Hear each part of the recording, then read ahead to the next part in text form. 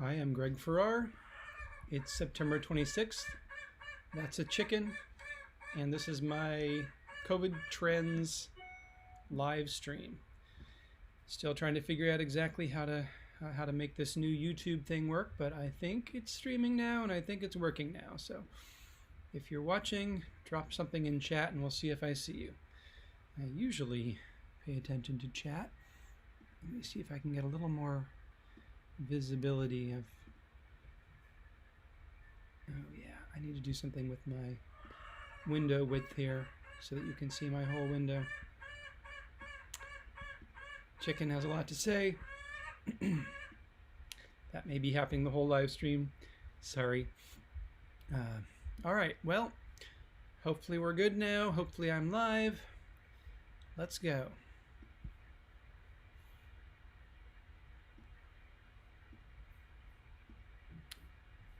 I'm going to start with the countries of the world, followed by the, let's see if I can make this a little bit bigger, followed by the states of the United States, followed by the counties of California, as usual.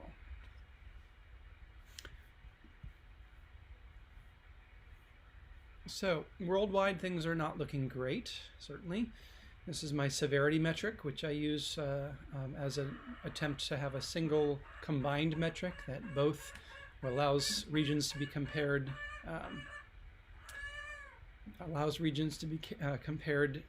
with each other, including countries with states and states with counties and so on, but also integrates both the daily cases per million and the growth rate. So right now, 2 or 3 countries really stand out. Anything over 200 is pretty bad. It's what I'm calling a hot spot, and there are a lot of them right now. Certainly the majority of the world is not hot spot. These are the top 20, and many of these even aren't hot spots. So all the countries that aren't listed here are not hot spots. For instance, the United States, or even Brazil, once a hot spot, no longer is. But Israel, certainly a shot up there. Bahrain, which comes and goes and has always really been a fairly consistent part of our lecture series, seems to be back in the news again. Maybe it's dropping again, but it's still pretty bad. Ecuador, these are all above 500. Again, 200 or higher is a hot spot. Czech Republic has also been on my radar, as it seems to be one of the worst places in Europe.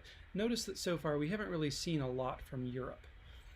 Europe has kind of made the news as a hot spot, but it's not really hot, not as hot. It's just hotter than it used to be, a lot hotter than it was a month ago, and in some cases even hotter than it was at its peak when Europe was an epicenter. But we've seen since then, since the days of Spain and Italy, we've seen that things can be a lot worse than what Europe had. And indeed, the United States was a lot worse, and still is, I think, a lot worse than what Europe had at its peak. But Europe has been seeing some sort of a resurgence. Nevertheless, most of these are not European nations. If we look at the few that are, let's see, is that most of them? Belgium. Oh, Netherlands is here too. We actually are seeing a fair number of Europeans in the top 20 here. Just a minute. I'm going to go take a brief history or geography lesson just to make sure I know what I'm doing. Hungary as well, arguably. We always say it's sort of half in Europe. Let's see what this says. Yeah, it says it's in Europe. I talk as though it's the middle. I don't think it's in the Union, but anyway, Czech Republic, no, never mind. Actually, as I go through and look at all of these, Europe really is, if there's one region that has the most of the hottest, it's Europe right now. Many of them are not quite hotspots. Some of them are not quite hotspots. The rest that aren't listed here, things like France, the UK, if we want to call that part of Europe, even though they won't call themselves that, Norway, Sweden, which was in the news, Switzerland. There are a lot of, and indeed Italy, there are a lot of countries of Europe that are not hot at this point, but there are some that are. So is this the beginning of a wave that's going to catch the other ones? Maybe. We'll see. But we certainly can say right now, worldwide, Europe is highly represented in the warmest spots in severity, and it seems to mostly be rising as well. Most of these are rising. The biggest exception being Hungary. So not great news for Europe. Worth noting, though, that the United States is not here in this list, not in the top 20. Let us look then at daily cases per million. So I was looking at the United States earlier, so here it is. I'll just keep it up for a moment to say where is the United States in cases. Daily cases per million, recall 200 makes it a hot spot, 100 makes it a warm spot. The United States barely became a hot spot and then had this very nice decline. It's showing just the smallest hook upwards right now. This is real. It's too long and pronounced, a week or too long to just be a statistical anomaly. There is actually something happening in the United States that is driving the numbers up. But whether it will be a short-lived blip before this continues, or whether it will be something like back in mid-June where we saw the numbers start to rise and they just kept going, I don't know. My theory, as I've said many times, is that the United States is never again going to see this peak as a hot spot. That the places that have gotten it mostly have gotten it, and that the places that have gotten it don't generally get it again. So there is a question, if that's true, is why is it heading upwards? If every state's already gotten it, and if states don't usually get it twice, how could we possibly be going up? Well, we'll look into that at the state level in the next segment. Looking at the countries overall, daily cases per million tends to be fairly close to severity. And so we see Israel and Bahrain. Argentina, though, I don't think that was actually there in severity, which suggests that though it's a hot spot, it's probably declining. Central South America in general, actually, as I look at this, Central South America has quite a presence here in the daily cases per million graph. But since it did not have nearly that presence in the graph of severity, this suggests to me, I'll throw in the United States as well, that that it's gotten a lot better. And indeed, the graph does really point that way. Central South America, if you look at this graph, there may be 3 problematic lines on the graph, and the rest are all quite good. Almost all the lines here peaked in July and have generally dropped since. The 3 strongest exceptions to that are Argentina and Costa Rica, which are hot spots now, as of recently. They, in some sense, they're late to the party. You can see their lines started much later than places like Panama or the United States. So maybe they're just going to have a peak like this, like the other ones had, and maybe they're going to drop off. But it's too early to see that happening here for sure. And then Paraguay, which we haven't heard about before, just barely busting up into warm spot territory. I'll pop into my dashboard here just to see if there's anything going on. Okay, this looks like I'm streaming. YouTube did change the way they do streams, so I've been a little concerned that this wasn't working at all, especially last stream, but this time I think I figured out how it works. I don't know that I like it better, but at least I understand it, and there we are. So in cases then, Central South America is still the leader, but it's dropping away, which makes it less severe in terms of the severity metric, because growth rate is a big part of the severity metric.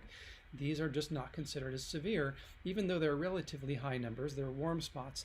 They get pulled down because, for instance, in the case of Panama, it's obviously dropping and has been for a while, so its growth rate is negative. It's shrinking, and therefore it's not considered as severe on the severity graph.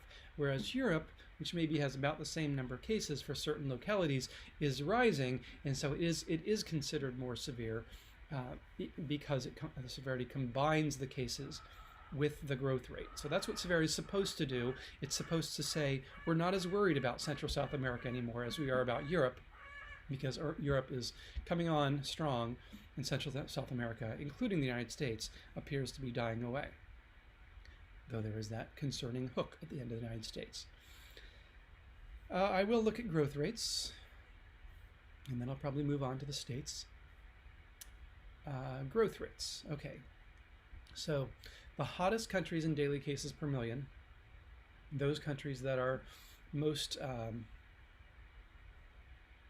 have the most cases each day adjusted for population, are generally growing. This is not really what we'd like to see. We'd like to see everyone under this zero line. That would suggest everyone's shrinking. But the hottest cases, the places with the most cases, are generally above the zero line, which means they're growing. There are quite a lot that are below, but not a whole lot below. Anything over 20%, I consider to be a pretty serious growth rate, over 20% over a weekly growth. So there's the Czech Republic, for instance, with an astounding 65% growth rate. There's Puerto Rico with a 53%, Oman 47%, Israel 30%, Lebanon and France at 23%. Now notice I mentioned earlier France didn't seem to be, it was not, I think, on our severities graph. Let's just take a look at that. Actually, we'll do that in a minute.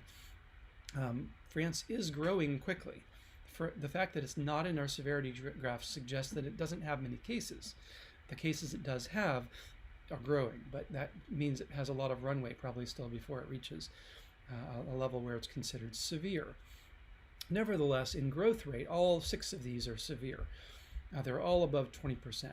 The rest of the countries, not so bad. These are 10% and under. It'd be nice if they were shrinking. Some of them are, but the rest of them are growing not too much. And the ones to really be worried about are those top ones that I just talked about. Now let's look at France. Unless I'm mistaken, France did not appear in the severities report, even though it has quite a high growth rate. Let me just make sure I'm not mistaken there. Was France in the severities report? No, it isn't. It is not one of the top 20 most severe, even though it's in the top 6 in growth rate. Now that can only mean that it doesn't have many cases. So let's see where France does show up. It's not in the top. Actually, it is in the top in daily cases per million. Yeah, France has it's not a hot spot, but it is actually looking quite bad. It must be pretty close to the top 20, really, in severity. I'm actually kind of surprised it's not there. Let's make sure I'm not. Oh, there it is. Never mind. France is here. It's just not one of the really worst ones. So yeah, France is at a severity of 200, which is bad. It's a hot spot. It's not a super hot spot like some of the ones we're seeing, so it's definitely in the middle of the pack. But France has a problem, and we can see why then. It's a warm spot in cases. It's not at 200. It's not a hot spot in daily cases per million, but it's headed there, and the trajectory here is very extreme. And we see that in the growth graph when we see that it has a 20%, was it, daily rate? 20%. Now on the bright side, France and several of these other countries, it's worth noting, are declining in their growth rate. So of the 6 worst, there are only 2 that really have the combination we hate to see, which is a strong positive growth rate, really strong in the case of Puerto Rico at 53. Puerto Rico always sits here weirdly as in my countries report because it's not a country, but for whatever reason it lives there, and so I tend to cover it twice. Whatever reason it gets categorized that in the Our World in Data.org data. Anyway, it acts functionally as an island country or something. So here it is anyway, reporting itself as a country with the highest growth rate next to Czech Republic, and more seriously, it's rising quickly. So you can see the line is angled upward. The growth rate is rising, 50%, and the growth rate is rising. So that's the worst case. That's the worst one here, really. You might think Czech Republic is worse at 65%, but I don't think so because the growth rate is dropping. It used to be 90%. Now it's down to a mere 65%. Again, 20% is bad, so this is a terrible growth rate, but at least it's dropping. It's heading towards 0. And the same with Oman, and the same with Israel, and really the same with France. Maybe France has leveled off, but its growth rate a bit ago in late August was 50%, and now here it is at 20%. Bad, but dropping. And so France it's moderate in many ways. It's not a hot spot. It is a growth hotspot, technically being over 20%, but just barely. It's not a daily cases hotspot. So France has it pretty bad, but it has a few things pointing in the direction we'd like to see. Now here's the United States. I'm going to zoom in a little bit so we can sort of see that negative 20 to positive 20% range where most reasonable things lie. We just saw a whole bunch of things that were outside of them, but those are all unreasonable, unreasonably growing. Things that grow within reason are within this range, and once it gets above 20%, we really start to worry. And we seldom see below 20% either, negative 20%. So the United States had this very nice stretch from about August 3rd, and we could see the growth where it was dropping for a while. August 3rd through September 22nd, good 6 weeks or so there, where its growth rate was negative, and it was pretty solid, 10%, solid downward, a little bit of waving, but it just kept dropping in cases and dropping in cases. And we had a sort of a fake start here where it managed to recover, but it has not recovered from its most recent wave. Its most recent upward trajectory of growth rate. Now, instantaneously, the United States is at about a 7% growth rate. That's not terrible, but it is heading upwards. And so the United States has both of the things we don't want to see. It has a positive growth rate, and it has an accelerating growth rate. So there may be trouble ahead for the United States. This is certainly around here, around the 0 point, is where I'd say the United States has turned back around the corner, headed back towards growth. We see sometimes that we recover quickly from such things, and sometimes they end up being terrible waves. So we'll just have to watch and see. But right now, we can say that the United States has both of the things we don't want to see: positive growth and accelerating growth. Now let's try to get a sense of why that is by switching over to the states of the United States. So if we look at the severities report, Guam. We're going to ignore Guam. I almost want to ignore South Dakota here as well, but I think this is legit. I think South Dakota legitimately did have a 700 severity, though it's gotten a little better and then got a little worse. Anyway, again, above 200 is a problem. I'm definitely going to ignore Alabama because nobody does that. No one does a straight up vertical spike. Something's weird with Alabama's data. It's probably really more around here, but we'll watch Alabama. But the rest of them, usually when we see something shooting upwards like that, it indicates a data error, not a real world situation. But the rest of them are probably real world, reasonably accurate data. And we have a lot of bad, severe states now. It's not as bad as it has been, but as we've seen, things are getting worse in the United States broadly. And the ones that are worst of all, Wisconsin here up at 600, again 200 makes it a hotspot. And don't recall, I'm going to tell you in advance there's going to be a real trend here, which is that the center of the country is severely hit. The center of the country, especially the north center and kind of the north center, like Colorado and above, and then it heads downwards to the south. And so the southern eastern U.S. and the central northern U.S. and kind of that whole band there, but generally the middle of the country is hard hit right now and seems to be doing pretty badly, while the west coast and the east coast, northeast coast, are not. And so that's interesting. We certainly saw our initial wave in the northeast. That's gotten over it and hasn't yet been pulled into this new situation. Possible wave.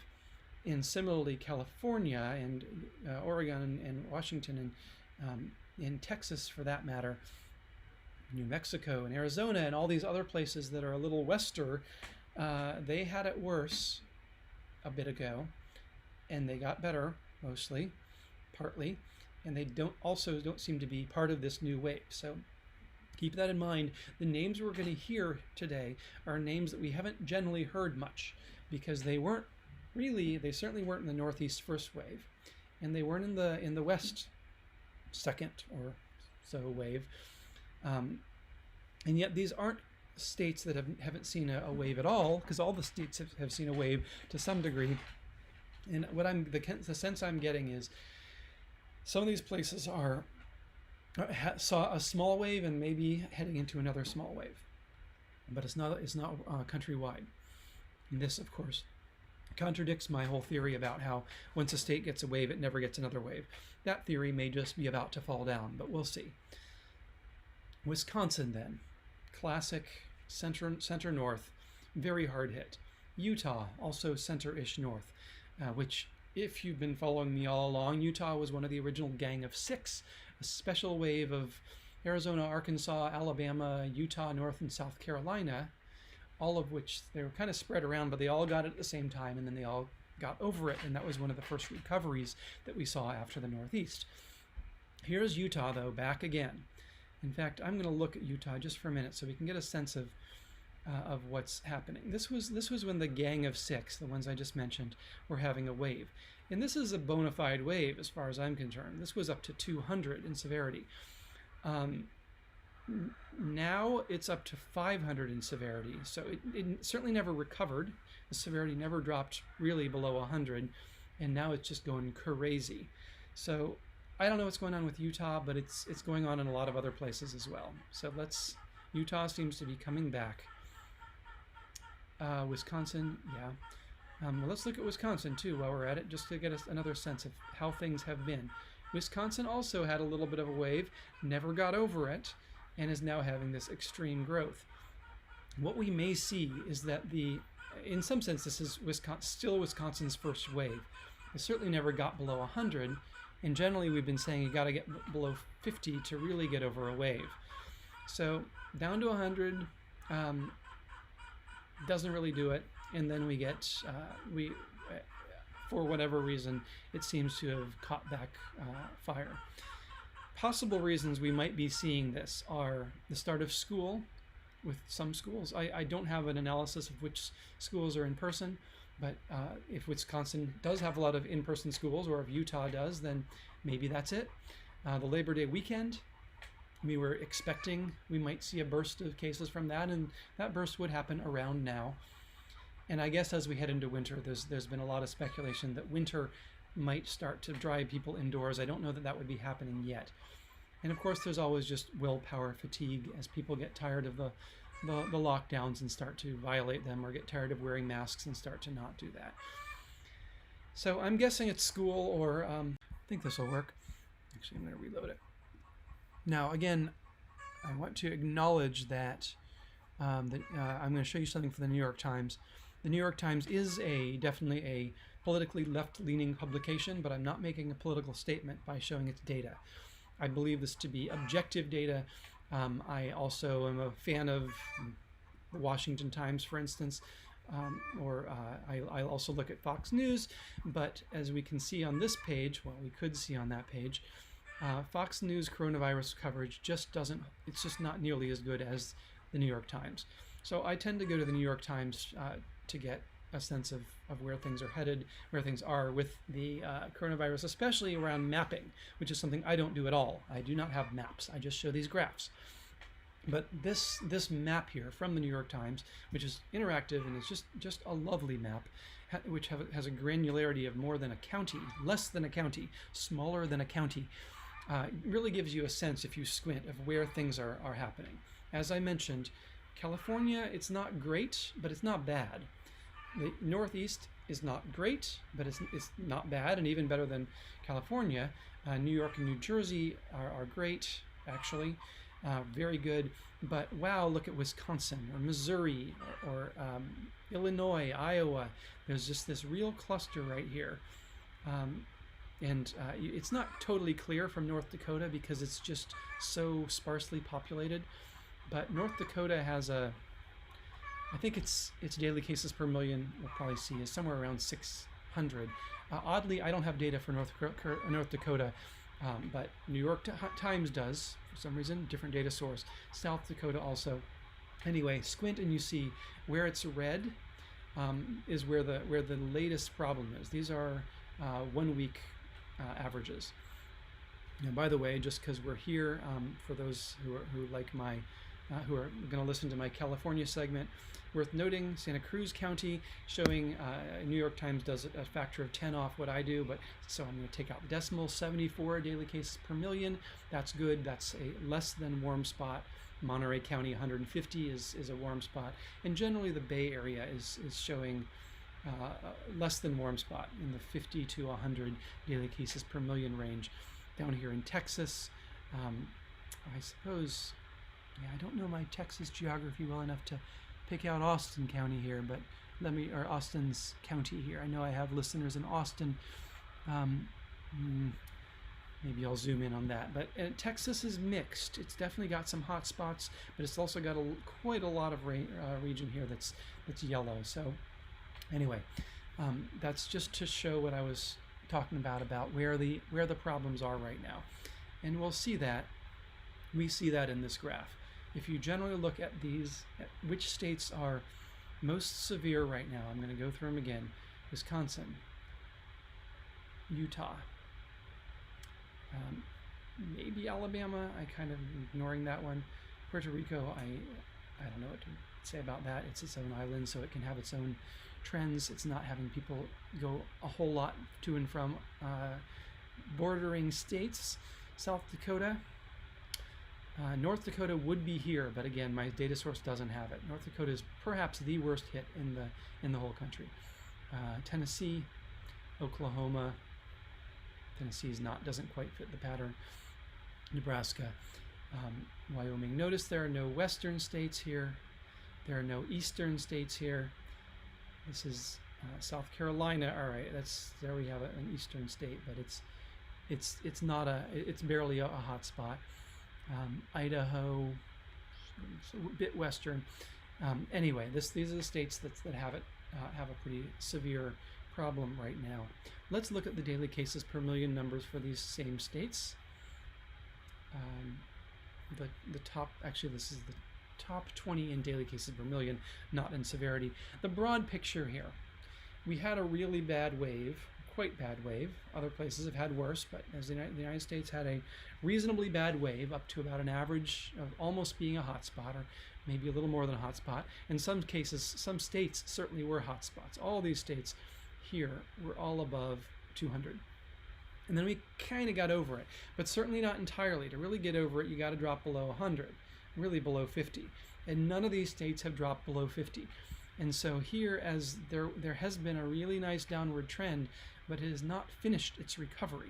It has not dropped below 50, except maybe Wyoming. And now we see that the recovery from this wave has not has turned back upwards in some cases. And it feels to me, we may be able to see this a little bit. Let's pick up, I can't do North Dakota, unfortunately, but let's look at South Dakota. So South Dakota has never had a problem until now. It did crack 100. In my initial analysis of what counted a wave is, did it crack 100? So arguably, South Dakota did have a wave, but as we see, it never got over it, and now it's continuing upwards again. And what I think we're seeing is some cross-pollination from the worst states to ones that almost had recovered, and certain states that never had it bad are now getting it bad.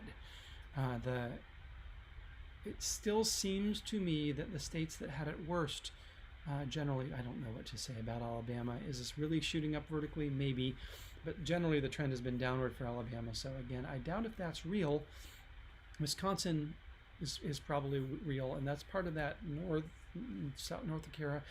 Dakota, South Dakota, Wisconsin, Minnesota to some degree, but not as bad. The cluster up in the central north, quite a lot of them there are suddenly being very hard hit with cases. And this again is cases. We switch from severity to cases, and we see there are a lot of hot or warm.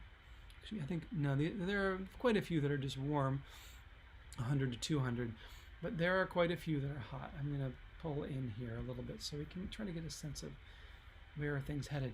Obviously, the trend here is upwards. For at least the worst ones are getting worse. There aren't many good lines on this graph. The Slightly good news is that there aren't that most of these are not hotspots. Most of them. My streaming software says that it's streaming. Okay, maybe I'm finally getting something back here. I had a glitch. Dropped my Wi-Fi.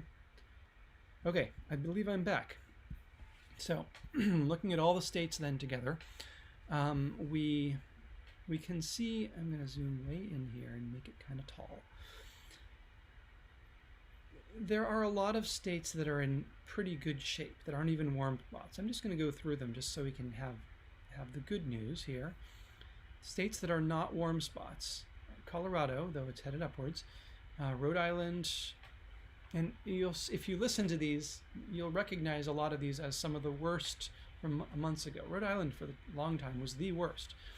Arizona, which was the worst. Maryland, California has had problems. Is not a warm spot. California is now is under 90. That's not good. I like to see 0 really, but at least under 50, please. But at least it's not a warm spot. It's not above 100. Ohio, Michigan was bad. Hawaii had a real spike there, but is under 70. New Mexico, Virgin Islands, Pennsylvania, Oregon, Washington, of course, our first wave was in Washington. The very first state to have anything like a wave was Washington State. It's down to 50. It comes and goes. Sometimes we see Washington doing quite a bit worse, but right now it's doing okay. And now we actually get into the range where I say these are doing very well, under 50. New Jersey, one of the very worst. Washington, D.C., I think that would be. Used to be the worst, now better. Connecticut, generally the east. New York State was really bad at the very beginning. New Hampshire, Rhode Islands, Vermont, Georgia, Illinois is almost impossibly low. I'm not sure I even believe that number. But so there are a lot of states that are doing fine. This is not a global, across all states, new wave. And now if we look at all the other ones, this again is the number of cases they have. There's not, to my eye, an obvious upward trend to this graph. It was a lot higher. It dropped till maybe early September, and it's kind of wiggled ever since. There are certainly some, like South Dakota, that are absolutely rising, or Wisconsin, or Tennessee, or Oklahoma, or Utah. There are some that are definitely rising. And I think there are just a handful more. But the rest of them, and maybe this one counts too. Who's that? Montana. Not a hot spot, but rising. But generally, when I squint, this looks like an even band of roughly horizontal lines. There are a lot of fairly horizontal lines here. So we're not seeing what we saw before the previous wave, where everyone got low, got over the first wave, and everyone got high. We're seeing what seems to be kind of a mess, where there are some really bad ones. Though the number of actual hotspots, how many do we have? Maybe 10 hotspot states. And many of those seem to be rising. And then there are some high warm spots that also seem to be rising. So maybe 11 states that I'd say really seem to have a problem right now. And then the rest are kind of okay. Maybe they'll catch it again. They're not getting better, but they're not getting worse. All right, what's going on? I just got a weird glitch on my bandwidth connection here. Well, I'm just going to keep talking because it seems like I seem to still be connected. They don't like the bit rate, but I seem to be still connected. So I'm going to keep talking and hopefully it'll recover. All right, so that's the situation with the states. Not good. We're definitely in a new problem spot. We don't know if it's going to become a new wave overall for the country. It's not. Well, it's arguably a wave for some of these, a new wave for some of these states, but it's not a new wave for the ones who've been hit worst in the past. And so it starts to feel like what we're getting is all the stragglers who kind of got it at 100 dCPM and then kind of got over it, or maybe got it even to 200 and then kind of got over it down to 100.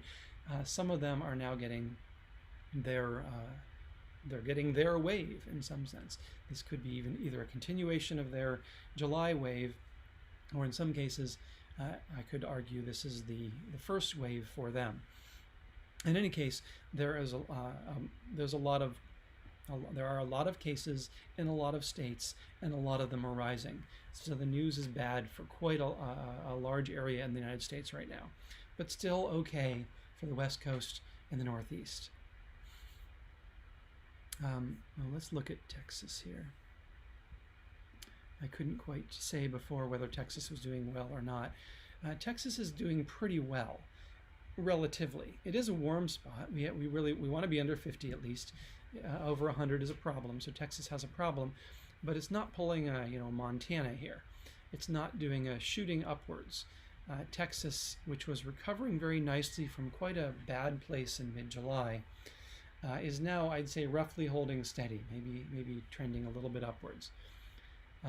Colorado, another one of the places that my peeps like to hear about, is still not a warm spot. Colorado never seems to quite make it to warm spot, but it certainly could. And so Colorado is one of these states that I've been talking about this today. One that kind of got a wave, going to call that a wave, back in May, maybe. Kind of joined into the wave in August, maybe, but never even got warm. And so I think it may be fair to say Colorado has not had its real wave, and we may have some pretty bad stuff coming for Colorado. Colorado could easily do this, what Texas did, where after a while of not very hot, it finally really got the virus. Colorado could totally do that. And with all these other states around it doing something like that, I wouldn't be at all surprised if we see Colorado hit 200 or even 300 or 400. I hope not, but that's totally possible. And if we look at something like, well, let's look at California, though, in contrast. California is doing much more of a Texas. California, a state that, though in some sense it's never had it bad either, it barely cracked 200, certainly was worse than Colorado. And it did have something that looked like a genuine wave, and it's been getting better and better. There's a little sense that it's losing some steam in its recovery, but actually California is one of the best states in recovery right now. But it's still at 90, that's still a high number. Even though I wouldn't call it a warm spot, it's still too high. We really want to see it get at least below 50 before we can say that its recovery has a chance of holding. Let's look at not New Orleans, Louisiana. And so here's Louisiana, which again had its big wave, its real wave, in July, and has shown a pretty good recovery. Also one of the best states right now in the way that it's recovering. And it's not one of these problem states that we're seeing that have new waves coming on. It's just showing a nice steady, not steady because it was very fast and now it's slower, but a nice solid sustained recovery. Even better than California probably in the way that it's sustaining its recovery, but worse than California in total cases. Okay, I would like to try to make some sort of a case here about what are the worst states. I'm going to ignore Alabama because I just don't believe that spike. I'm guessing that Alabama is actually recovering, but if not, it has just gone to hell and fast. Alaska, okay, whatever. Arizona is looking pretty good. Maybe, again, just a little bit of a hook upwards. One of the worst states, generally recovering. There are so few cases reported in Arkansas. California, we've talked about, not bad. Colorado, not bad enough to say anything that really has a problem yet. Connecticut, one of those early states that recovered, got below 50 and has generally stayed there, though like New York, it's gotten a little worse. I'll just flag New York for a minute here. New York, which had a recovery down into the 30s, is now up into the 40s. So pretty good, very high, very hard hit, sustained recovery, but there's just some sense that a lot of states, even the ones that have fully recovered, like New York, are not really fully recovered. All right, continuing down the list, we have not yet seen a bad state in this list. Delaware is an interesting one. I don't really believe that it's dropped this fast either, but I hope so. Generally, Delaware has always had a problem, always been hovering around that 100 hotspot range, but certainly not looking like a problem right now. Florida, again, one of the really hard hit ones, is not part of the South apparently. Neither is Georgia, but I don't believe the data. You don't have old data for Georgia.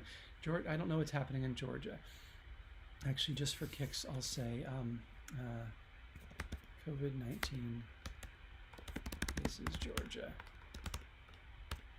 You can see the Google numbers just to see what is really happening in Georgia. Georgia's looking good. I might want to switch my data source over to whatever Google's using, because my Corona data scraper, apparently there's just no volunteer in Georgia to do reliable data. Hawaii certainly looking good. Idaho looking pretty good. I don't know, it's been showing a sustained recovery, but recently really not so good. Maybe I'll pick it as the first one that's showing a sign of a new wave. Illinois, the data is weird. I'm not liking my data these days. Kansas, probably looking pretty problematic. Kentucky looking a little problematic. Louisiana is looking pretty good, as we saw. Maine is great. Maryland is fine. Michigan's fine. Well, I mean, not great, but it's not shooting upwards. Michigan has 80 cases per million. Not a great number, but it's not being caught up in this wave, though it's right next door to this wave. Minnesota might be getting caught up in this wave. I'll throw it in there in this list of trouble spots. Mississippi, maybe. Missouri, definitely. Montana, definitely. Nebraska, definitely. Nevada, hard to say. Nevada might be caught up in this new wave as well. New Hampshire, no. New Jersey's fine. New Mexico's okay. New York, we've already said, is fine. North Carolina. Ohio, not really showing a problem. Oklahoma is showing the pattern. Pennsylvania's okay. Well, Puerto Rico lives in a land of its own, literally. Maybe it's even a country. South Carolina does kind of show this pattern, though it's really not in the geographic area of the pattern. South Dakota, I wish I had North Dakota. Let's just look at North Dakota here in the Google numbers, and we can get a sense of where it's going. Well, it's not shooting upwards. In some sense, it was the first to get here, but it's been kind of stable ever since, fluctuating wildly. They don't do an averaging here. I don't love this in the way the data is presented, but at least it's data. Nevertheless, North Carolina, with a population of 750,000, having 400 cases a day, has its daily cases per million around 500 or 600. So it's hot, very hot right now. North Carolina is, even though I can't show it from my data. The Google data goes fine. Tennessee is showing the pattern. Texas isn't much. Maybe it's kind of getting there. Utah definitely fits in with the pattern. Vermont, no. Virginia, no. Washington, no. DC is looking great. West Virginia, not bad. Wisconsin absolutely is one of these, and Wyoming, I guess. So here we see, these are the states I've been talking about. Why is the United States going through a tough spot? It's because of these states, and mostly only these states, which are combining to overwhelm the recovery that we've seen elsewhere and actually show that having the United States grow as a whole. And if you look at these states, with a few exceptions, South Carolina, these are, I wish I had a map. The New York Times map, if I could find the country one, it actually gets too granular in the one that I showed you. I'd like to show more of a map based on, okay, where is it? I'm in another page here. All right, I'm just going to zoom way in. Yeah, I'll just show the headlines. Please ignore the headlines. I am not attempting in any way to promote the New York Times headlines here. I just want to show you this graph. This graph it really says what I've been saying, which is to say, North Carolina is terrible. Dakota is terrible. South Carolina is bad. Wisconsin is bad. I'm going to have trouble identifying some of my states without a nice pop-up to tell me what's what. But you can see here, what is that, Utah? I think so. No, I don't know. I literally don't know my states. That's sad. I know a lot of them, but some you get to all the square ones in the middle. I knew them in high school. I knew them in elementary school. Anyway, you can see, and those of you who are good students of U.S. geography and can identify every state can see which of these are, Iowa, Kansas maybe. We can see where the problem spots are, and those match up roughly to the states I just picked. Such a nice light color here in the Northeast, and a fairly good color along the whole coast. Even Texas almost seems to survive, and Nevada maybe, but you get into Idaho, Montana. There's a cluster, and it's a geographic cluster. So yeah, we got a problem. We got a problem here in the United States, and I don't know where we're going with this, but I'm hoping that the places that have already been hard hit are going to manage to hold against the upward force of this. I'll call it the North Dakota cluster, because North Dakota is the worst right now. You can see it, the Dakotas cluster, but a lot of the ones around it are affected, and as you get farther from it, you get less affected, with Texas being somewhere in the middle, but really still pretty good. But all those states north of Colorado and west of Illinois, all of those are still pretty bad here. All right, so that's the states. The news is definitely mixed. We have an oncoming wave in the north central states. And it's anyone's guess whether it's going to hold and become something really terrible like we saw for Alabama, for Arizona and Florida, or whether it's going to get better quickly. I hope the latter. I don't know. I don't know what to say about this. The metaphorical immune system hypothesis that I've been talking about would say that there should be some degree of immunity in these states, the ones that have hit 100 before. They should have some ability to contain this better than if they'd been hit in February or March or even June. And so from that perspective, I would speculate that this is not going to be as bad a wave for them, or at least for the whole United States, as the one that happened in June and the one that happened in July. But that is very speculative. With that, I'm going to briefly go to the counties of California. I'm over time here, but I haven't done one of these in a week, so I don't feel bad. I do see that my stream is back and chugging happily along. There are some technical difficulties in the middle.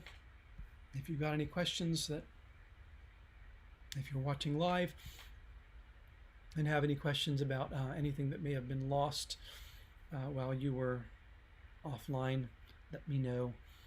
Actually seemed like I may have lost all my viewers during that whole time, but that's okay. You can all watch it later, and I know that the vast majority of you watch it non-live, and that's great.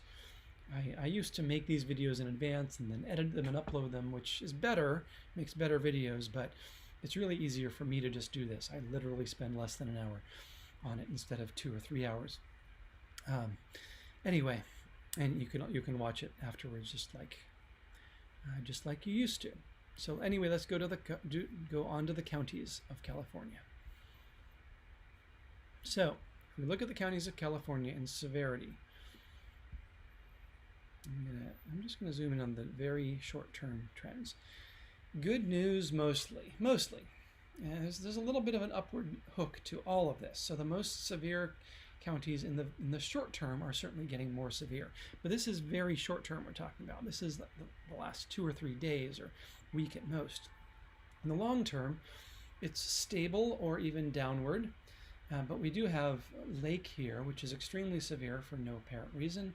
I'm sure if I looked it up, I'd find some prison outbreak or homeless shelter outbreak or maybe school, college outbreak. In any case, it's at 500, which is quite terrible, and rising rapidly. No one else is really severe.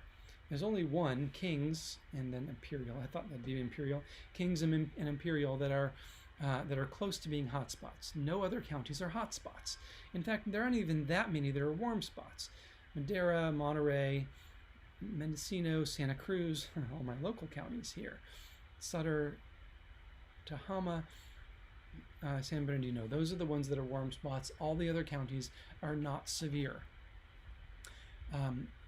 Yeah, let's just move on to the daily cases per million. What does it look like when we break it down by daily cases per million? Well, here again we see what is happening here? Oh no, this is I was going to say what happened to all the latest data. Wrong graph. Daily cases per million for all counties. We see that there are only two, Kings and Imperial, that actually have a hot number of cases.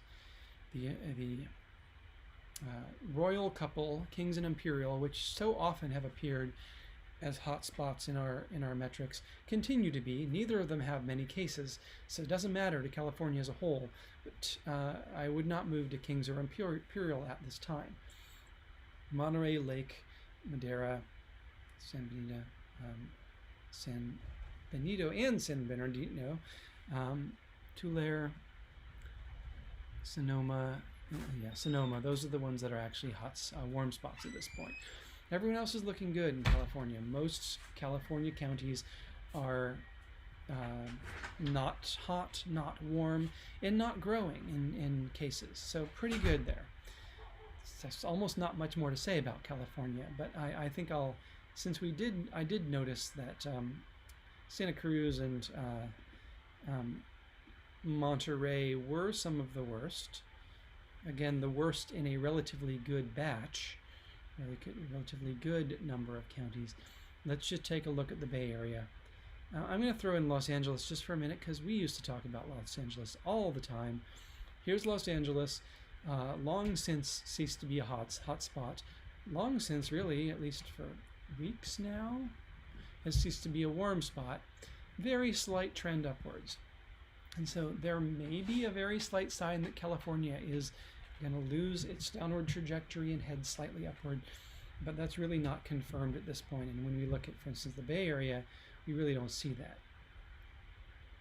By the way, here's San Diego, which also used to be a somewhat important contributor of cases, not a warm spot anymore.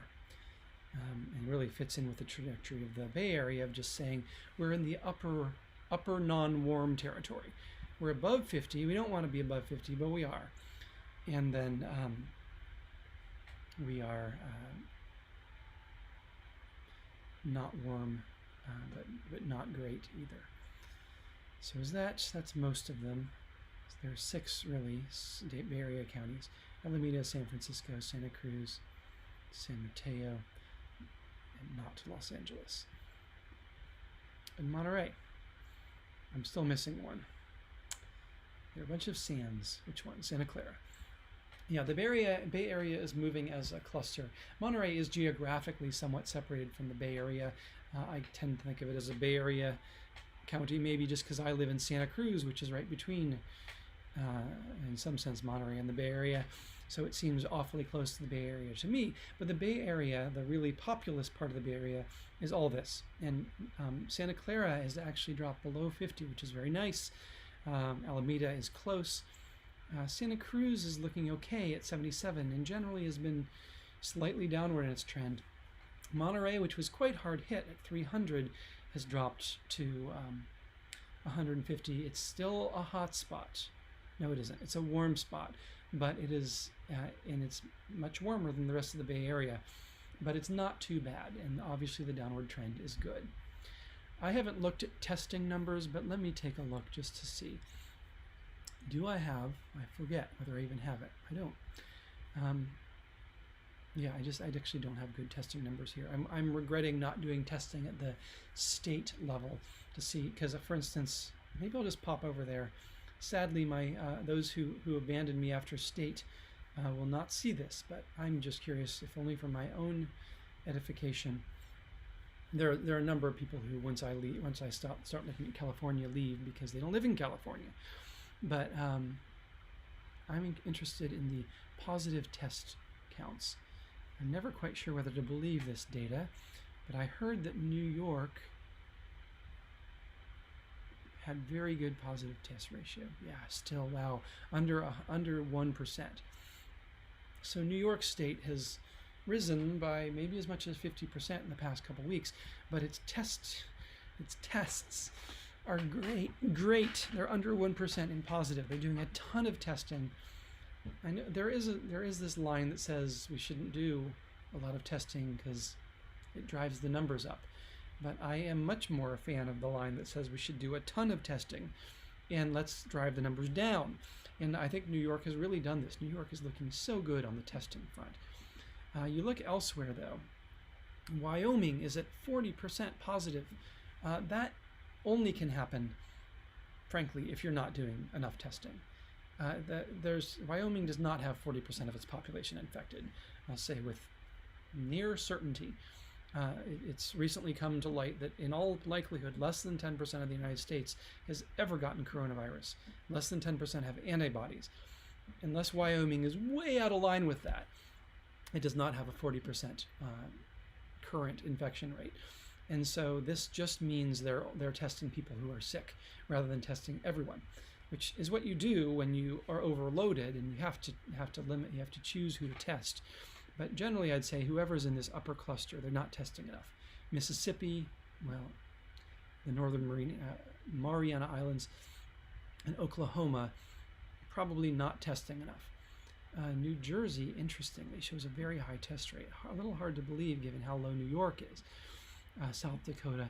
Let's look at some of our favorite states. Colorado's testing rate is very good at 4%. Anything under 8 is good. New York, recall, had 10%. California's testing rate, testing positive, is 3%. Even better, very good.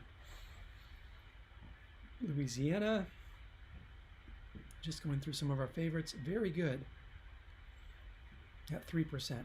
You know, it might be, and you'll notice that ones that are very good are the ones who are not participating in the current wave. It might be, and this is where we get into the antibody theory. The metaphorical antibody theory. Metaphorically, I think that when states have it really bad, they tend to ramp up their testing infrastructure super high. And when they do that, it stays high. And they are more or less immune to having another terrible wave, I think, because they catch cases really quickly. Every 100 people tested in Colorado, only 4 came back positive. 96 confirmed do not have the virus. Those 4 do, and then contact tracing begins, and then you stomp the thing. Now Colorado is actually showing signs of an upward trend.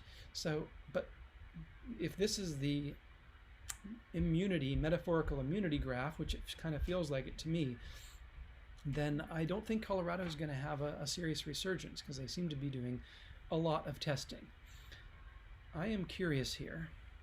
For some reason, I suddenly can't scroll. Why can't I scroll? What's happening here? Try reloading, I guess. It's very strange. I have a theory as I look at this positive percent rate that those states that are currently most affected, I'm going to kill all my pages because I had some sort of a technical glitch. My theory is that the states which are in this current wave, which are seeing this current resurgence, will turn out to be, I'm making this up on the spot, I'm making it up. But the theory is they will turn out to be the ones that aren't doing enough testing, or aren't doing as much testing, let's say. And I'm just basing that on the 6 or so that I just looked at. I certainly am way over my usual time, but this is fun, so I don't care if you want to watch or not. I'm going to go play, and I'm going to go see if I can get this thing, get this theory supported. Now, let's ignore Puerto Rico here. Well, it may even be legitimate. Puerto Rico may be doing so little testing that they're literally only testing people they know have the virus, and they actually have a 100% test rate. But it's also worth noting that Puerto Rico is one of those states that has the resurgence right now. So they fit my new theory. My new theory says very, very high positivity in tests will correspond to the ones that are having a resurgence. And I guess this theory might be obvious. Maybe anytime you have a resurgence, obviously you're going to have a high positivity. But I think it's possible to have a growing number of cases where you still have a relatively low positivity, but you're still seeing more and more cases, but you're really tracking it well. A very high positivity suggests that you're not tracking well who has the virus. You're just tracking the ones who come to the emergency room, or at least you're tracking the ones who have symptoms and get tested, and you're not doing any sort of proactive let's test everyone thing. So I'm sad I don't have I do have North Dakota. Okay, well, for North Dakota violates my theory already, so that's too bad. 7% is actually quite a good testing rate. North Dakota is doing good enough testing, and yet they're having the resurgence. So, watch my theory fail. South Dakota, it has a terrible, quite bad testing rate. So this is one that fits the theory. Utah, sort of.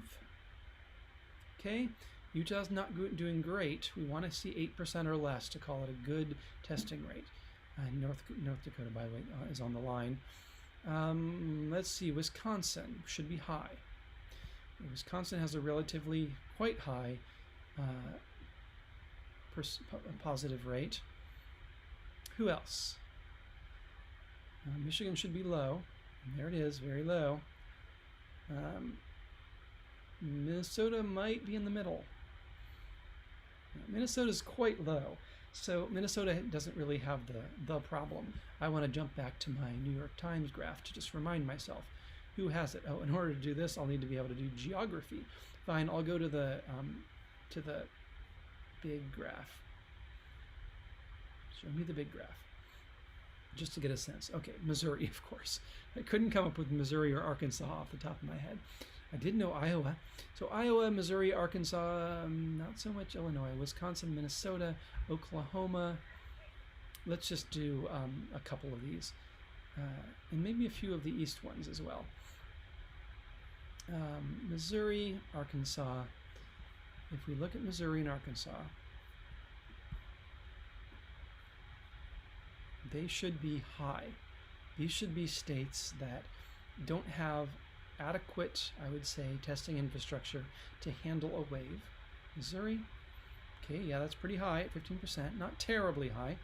Arkansas, similarly. Don't have good data for Arkansas. It just ended one day. Okay. Well, okay, we're starting to get I would say we're starting to get a picture, and I'd say it generally supports the thesis.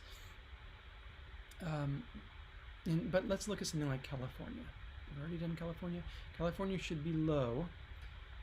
It should be, which should make it resistant to a wave.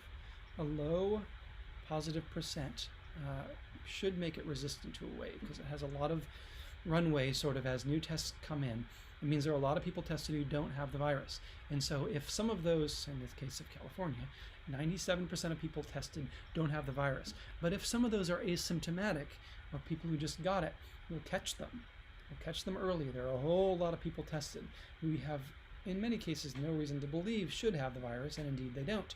But we catch them early, we quarantine, we contact trace. If the infrastructure is in place to do that, we should be able to handle and to mostly prevent a second major wave in these places. Texas, I would expect it to be pretty good. Not so much. It was just now. So let's look at Texas. Well, it wiggles around so much, it's hard to say. Texas is not looking great in its positivity rate, but I will say it's looking a lot better than it was. Its testing rate was up to 25%. Now here it is down arguably below 10%, at least in the recent cases, wiggling around a little bit.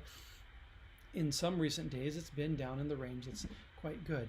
I wouldn't be too happy about, if you lived in Texas though, about this. it feels like Texas may not be doing enough testing to really handle a new wave. But New York, I think New York is the poster child here. You have a terrible wave, you get over it. You do not turn off your testing infrastructure. You madly, madly test full tilt. And when something comes, like there has been a 50%, I think, growth in New York. And you can see that in this graph. I'm going to zoom way in. You can see that 50% growth from here to here.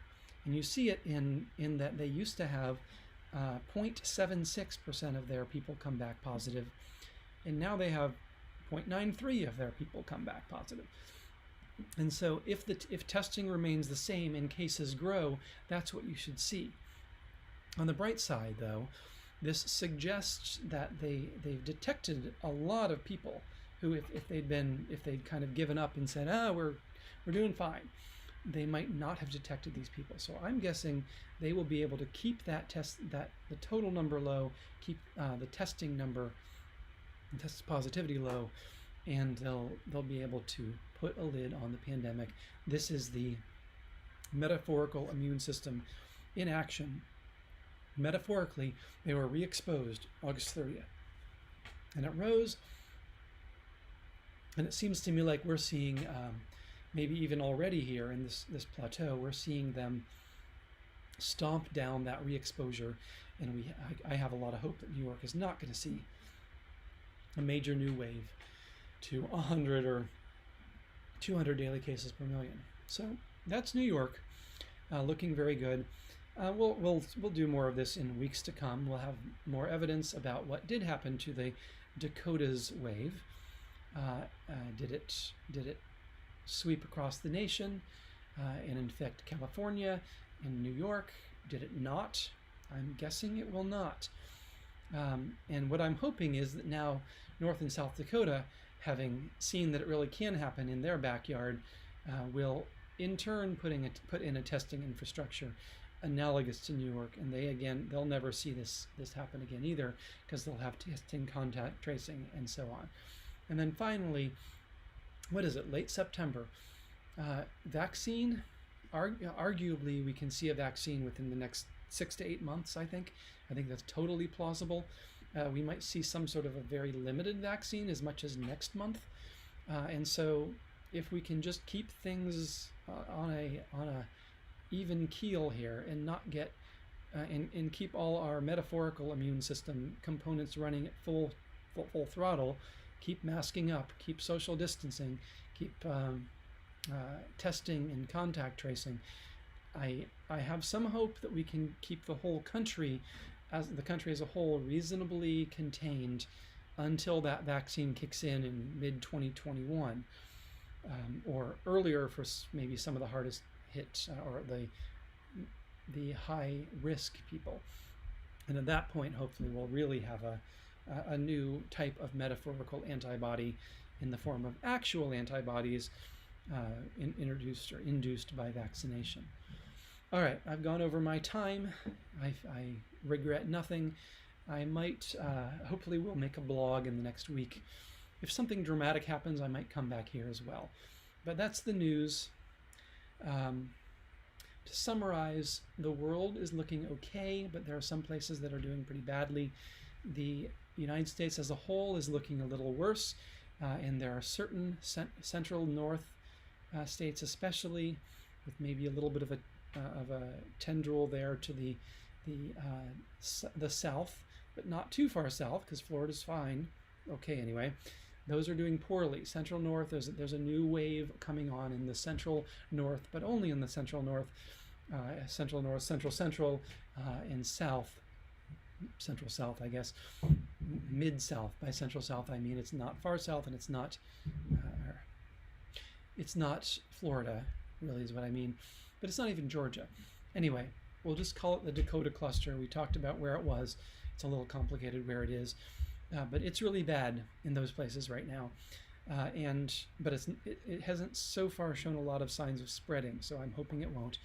And then at the California level, everything is kind of pretty good. There's a chance that California will catch it from what we just saw, but from the Dakotas cluster. But if we look at the California's positive testing rate, that's so good, not as good as New York, but so good that I think California will probably be able to resist this.